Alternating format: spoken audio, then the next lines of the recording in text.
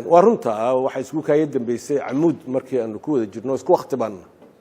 da iyo experience laakiin isna wada kale wado mareena wadan maray markii la weynaaday waa kii militariga galay sarkaal ciidamada aan noqday oo diyaaradaha iyo arrimaha maxaan ku raahay ku shaqale ana waanigi idaacadaha galay dabadeetana academic iyo jaamacada professor ka noqday marka muddo 40 sanadood ku dhow ismaanaan arag amba iskamanaan meelska kagmanaan soo bixin mana aadna uma nashakaysan imaka ay maqaadiirtii waqtiga isku kaaya kanta waanu isku galnay aad baan noo sheekaysanay labadayadoo qori saacado badan meelo badan oo halkan Hargeysa magaalada Addis Ababa meelo kale waxaanu isla garanay aniguna aan arkay oo inta durbaan ka arkay oo deeqda aniga Muuse inuu yahay qof horta sida loo haystay in badan buu ka duwan yahay markaad guda gasho waxaan arkay inuu yahay qof ingiriiska wax la yiraahdo humble waxa loo haystay inuu yahay qof isqaadqaad badan oo qab badan inuu yahay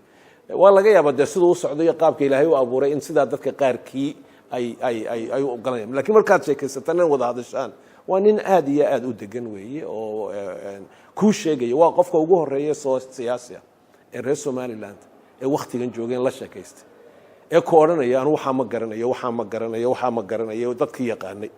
hala doon waxay ku tusaysaa qofku sida uu u bisil yahay waqtiga uu joogo taasi waa mid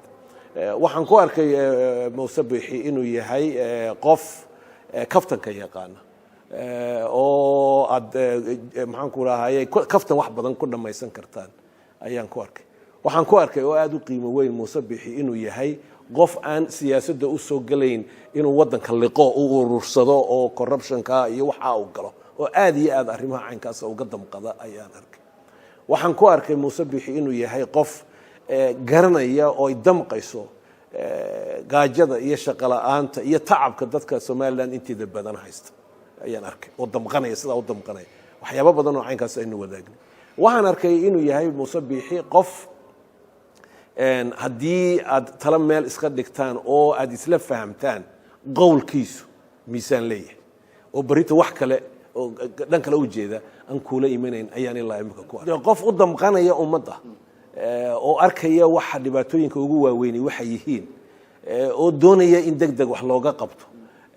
way muuqataa doonaya inuu arko Somaliland oo intan ka sii qurux badnaata laakiin divisionka iyo maxaan ku dhahay aragtida dheer iyo sida la isku dubaridayo qof qodani ma keeno